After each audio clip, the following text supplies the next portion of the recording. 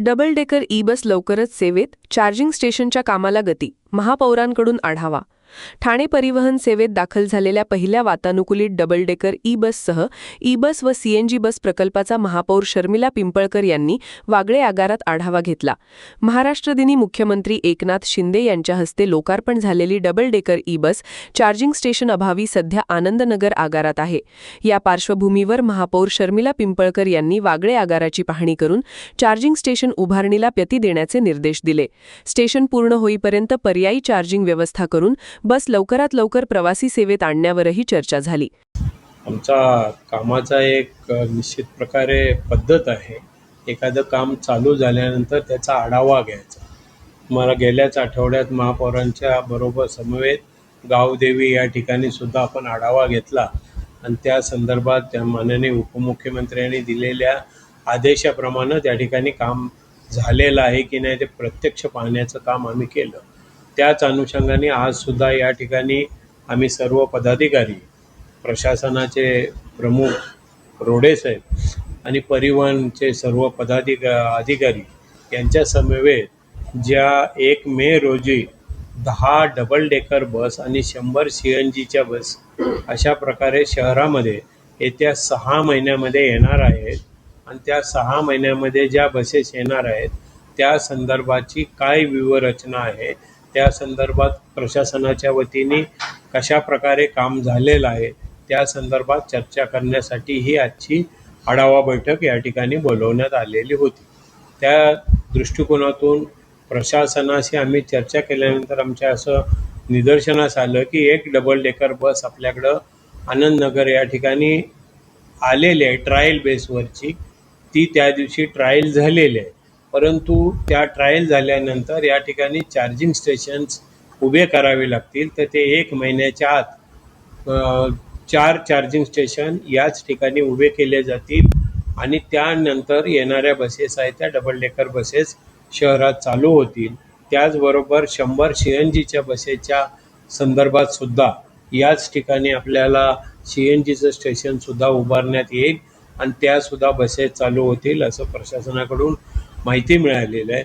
या संदर्भात काही त्रुटी असतील तर प्रशासनाचे प्रमुख म्हणून रोडे साहेब उद्या MSEBचे अधिकारी आणि ज्या बसेसचे ज्यांना ठेकेदार आहेत, वास्तविक पाहता हे ठेका देत असताना सर्वस्वी जबाबदारी त्या ठिकाणी चार्जिंग स्टेशन उभारणं आणि बसेस उपलब्ध करून देणं, त्या वेळेवर बसेस सोडणं ही सर्वस्वी जबाबदारी ही ठेकेदाराची आहे आणि त्या अनुषंगाने त्यांनी काम करण्याच्या सूचना आम्ही आजच्या बैठकीमध्ये त्यांना दिलेल्या आहेत.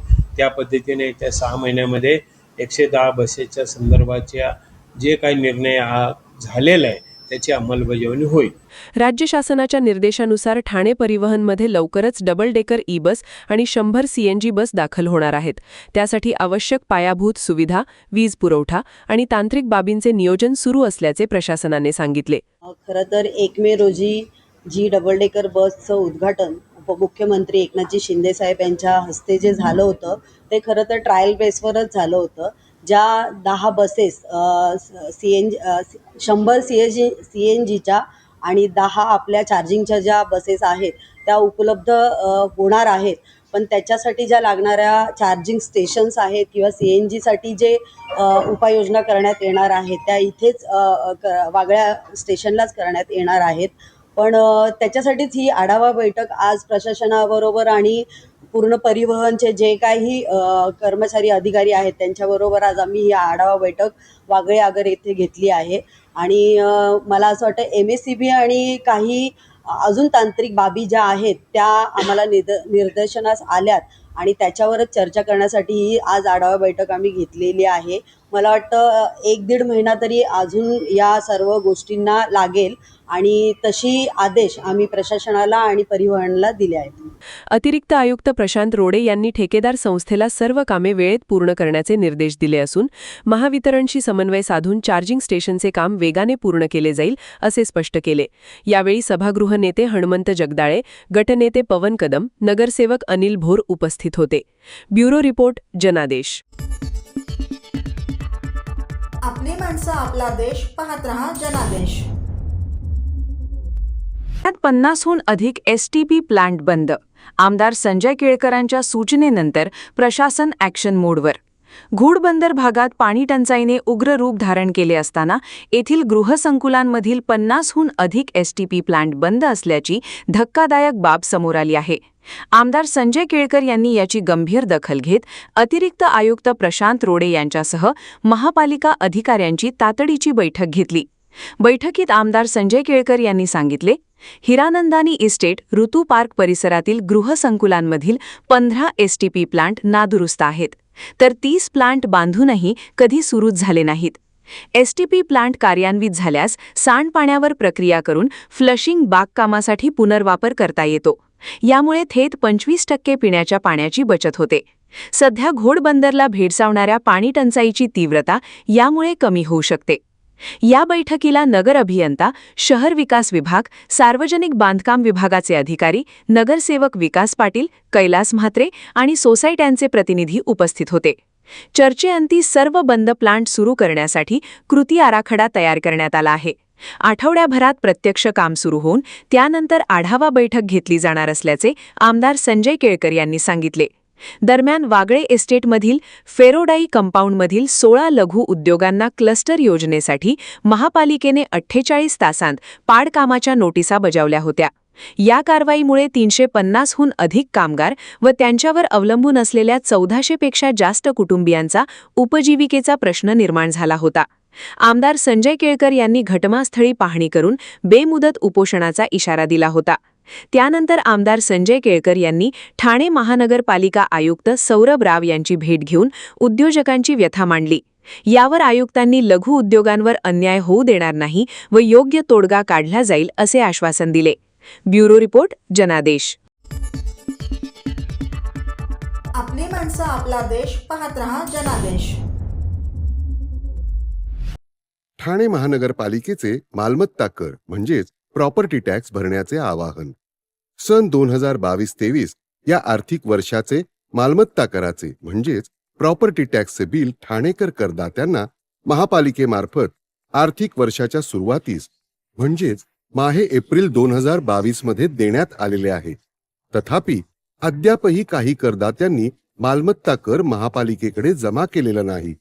सध्या आर्थिक वर्षाचा अंतिम टप्पा सुरू झाला आहे. मालमत्ता कर वसुलीसाठी महापालिकेतर्फे कडक कारवाई हाती घेण्यात आली आहे.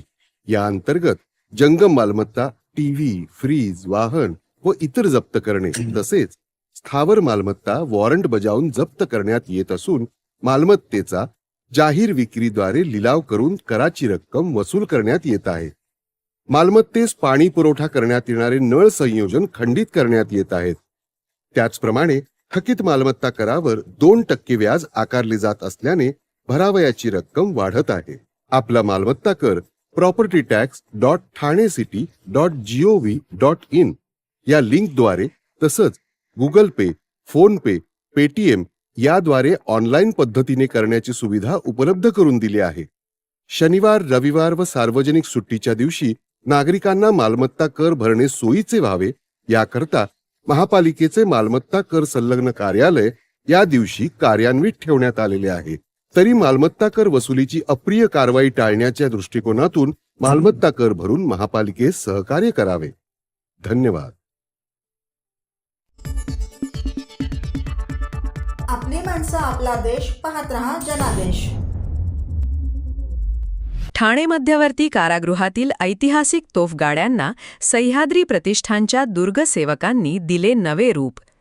गडकिल्ल्यांचे संवर्धन करणाऱ्या सह्याद्री प्रतिष्ठानच्या उल्हासनगर विभागातील दुर्गसेवकांनी ठाणे मध्यवर्ती कारागृहातील ऐतिहासिक तोफा व तोफगाड्यांना नवसंजीवनी दिली आहे. कारागृह अधीक्षक राणी भोसले यांच्या परवानगीने दुर्गसेवकांनी तोफगाड्यांची स्वच्छता करून पावसाच्या पाण्यापासून झीज होऊ नये यासाठी शाकारणी केली.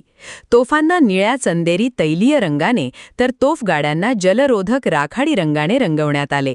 काही वर्षांपूर्वी प्रतिष्ठानचे अध्यक्ष आमदार संजय केळकर व संस्थापक श्रमिक गोजम गुंडे यांच्या मार्गदर्शनाखाली ठाणे जिल्हा प्रतिष्ठानने पडक्या अवस्थेतील तोफांना नवे गाडे बनवून दिले होते.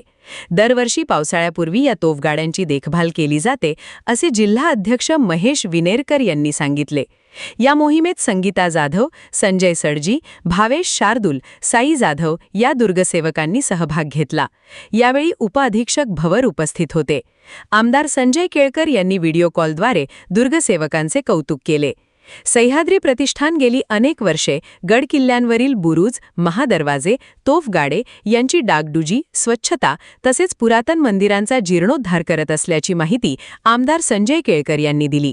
ब्युरो रिपोर्ट, जनादेश. आपली माणसं, आपला देश. पाहत रहा जनादेश. मध्य रेल्वेवर उद्यापासून 13 तासांचा ब्लॉक, 34 मेल एक्सप्रेसवर परिणाम होणार. मध्य रेल्वेने आटगाव ते कसारा दरम्यान इलेक्ट्रॉनिक इंटरलॉकिंग प्रणाली कार्यान्वित करण्यासाठी आणि जुने पॅनल हटवण्यासाठी 13 तासांचा मेगा ब्लॉक घोषित केला आहे. 6 जून दुपारी 2 वाजल्यापासून 7 जून मध्यरात्री 3 वाजेपर्यंत 13 तासांचा मेगा ब्लॉक असणार आहे. आसनगाव ते कसारा दरम्यान लोकल सेवा पूर्णपणे बंद राहील. एकूण 34 मेल एक्सप्रेस वाहतूक बाधित होणार आहे. 6 जून रोजी सकाळी 11:42 ते रात्री 8:44 सीएसएमटीहून सुटणाऱ्या कसारा लोकल आसनगावपर्यंतच धावणार. आसनगाववरूनच सीएसएमटीसाठी लोकल रवाना होतील. रात्री 9:32 कसारा लोकल खडवलीपर्यंत तर 10:47 लोकल टिटवाळ्यापर्यंत धावेल. ब्लॉकपूर्वीची शेवटची लोकल 6 जून रोजी सकाळी 10:16 सीएसएमटी कसारा, दुपारी 12:19 कसारा सीएसएमटी अशा प्रकारे सुरू करण्यात येणार आहेत.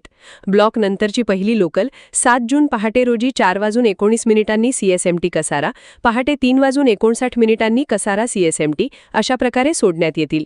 विशेष ब्लॉकमुळे रविवारी दिवसा मध्य रेल्वेवर कोणताही ब्लॉक असणार नाही. प्रवाशांनी नियोजन करून प्रवास करावा असे आवाहन रेल्वे प्रशासनाने केले आहे. ब्युरो रिपोर्ट, जनादेश.